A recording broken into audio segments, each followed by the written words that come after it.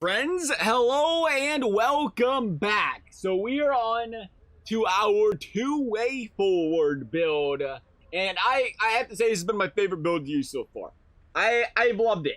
I enjoy playing a defensive style hockey. I think the puck pickups are huge. The being able to bounce off players and continue to hold control of the puck, that's huge. Intercepting passes is huge. And I have just noticed such a massive difference in my play from in that regard, using a two-way forward compared to a smaller guy. I think this build's more friendly for, you can still make it work in threes, but it's going to be very friendly for sixes as well because it comes with the size. We're 6'1", we're 190, so I think you're able to play at that competitive size while also still retaining that ever so important speed and elusiveness here. So let's go ahead and look at our zone ability. We have Heat Seeker, exceptional power and accuracy when taking risks and slap shots from a distance. That is our current one because it's one of the only ones I've unlocked that I like. And I think it's a good one because we have a lower shot. But what we're really looking at here is exceptional intercepting pucks off the ice. And what was the other? No contest. Exceptional stick tension and strength when going into pickups. I really like no contest. I think that's a great one. They're all solid. Pick whichever one works best for you. Because it's a two-way forward, but I think they can all kind of balance in there properly. I do like the idea of the wrist and slap shots from a distance because you are a two-way forward. But again, I don't know if you're going to take too many shots from a distance just for the pure fact that your shot's not that good. But it does help to have it. It balances your guy out a little bit. It's nice to do. Superstar abilities, rear going bouncer. Bouncer is an important one because, again, advance at battles around the net, increase stability, stick tension, and limb strength. And I can't stress enough how much I've noticed playing with a bigger guy, the build, using bouncer, where you can tell the guy picks the puck up a lot more. He wins those close battles. It feels like your stick's actually being used. It's effective.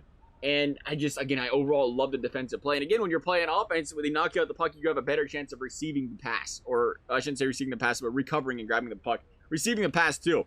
Same with no contest. Advanced stick tension and strength when going into pickup. So anything pickup related, as we all know, it's the story of this game for so many years. Puck pickups, puck pickups, puck pickups. And to be able to add those abilities to your player with the guy, again, that's a two-way forward that has the defensive awareness, the stick checking, and the defensive traits like that, plus the size. I think it really shows. It shows a lot when you start to play. And again, hockey's a two-way game. And I think when you're using this build, you're doing that, but you're still not, again, you're not losing a lot of speed. We're normally 92 speed, we're 90. You can work with that. A lot of this game's momentum based. It's a matter of gliding, not killing your speed burst right away. And for the most part, I think you can still work with it pretty well as long as you're just, again, you just got to be smart with the puck. Don't make bad turnovers and depending on that speed to bail you out kind of deal. As far as our boosts are concerned, again, right now, I like using quick passing. It's the way I play. I like passing the puck. I like waiting last second. And again, it matters. That last second pass makes a big difference. The higher your passing is. What is this? Passing, it's just a different thing. Puck control, right? Yeah, okay, I didn't say that, the same thing. Just unlocked it, though. Offensive awareness, don't really touch that. We drop it a little bit. And our other one is stick checking. Again, defense, important. Poking, sticky checking, 6'1", 190. The better it is, or higher it is, the better. The one thing I've noticed, maybe it's the game in general. Maybe there just ain't as many penalties this year. But I have not been taking. I feel like I can poke anything at will with a two-way forward. And they just don't care. The discipline's not very high. And we're still not taking a lot of penalties. So that's nice. Wrist shot accuracy, 82. Wrist slap shot accuracy, 77. Now we're trying this. This is different for us. We lowered the accuracy. We'll see how much it affects our player. 77 still isn't bad when you consider that's the range a lot of these builds are if you're not a sniper. Right now, it's not bad. I haven't noticed too much of a difference, honestly. Again, it's a big deal just being in proper position and not depending on your guy looking the wrong direction and stuff, taking your time to take the shot, gliding into the shot instead of, using your speed burst, stuff like that. That makes a big difference. We had to +5 to speed. That was important. We dropped the agility 3. I didn't want to go too low on the agility. I didn't want to drop the balance because, again, that's a big part of being a two-way forward. One of the things you're going to do is if you're going to slow your speed down, you want to be a bigger guy that can't be knocked off the puck. You want to be a guy that can play good defensive hockey. That's the boost. That's the benefits of using this type of player build. So I didn't want to drop the balance and still fall off the puck really easily because that's part of being a bigger guy. Like, they might catch you from behind these small guys, but you want to properly be able to stick handle, let them bounce off you and keep on, the bumps aren't as effective. So that stuff's important.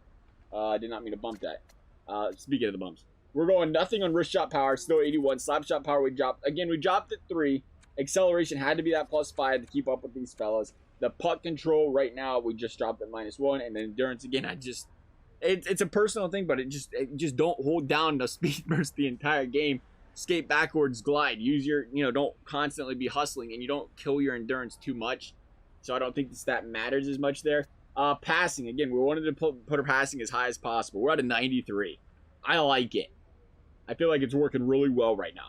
Offensive awareness 86, body checking 81. If we had to drop the body checking, we could. I don't know why we did. Hang on a second. Let's drop the body checking a little bit. I will go about 79, and then we'll drop the. We're actually gonna bump. You know what? Just because we can, we're gonna bump that up a little bit. The defensive awareness, the body check, stick checking. I don't mind where any of this stuff is. We're gonna put the stick checking up just a little bit, but again, the body checking, it's so just dependent on properly squaring guys up. So if there's a stat to pull some stuff from, I like taking it from body checking.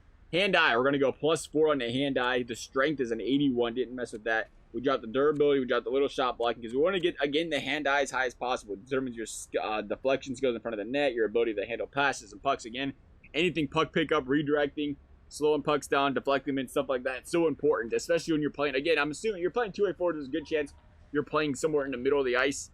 So that stuff's going to be really important to try to redirect goals, try to tip things in. Those goals count too. Even if they're a little dirty and a little grindy. Grindy? We're going to use that word. You got to love using it. Or doing it, though.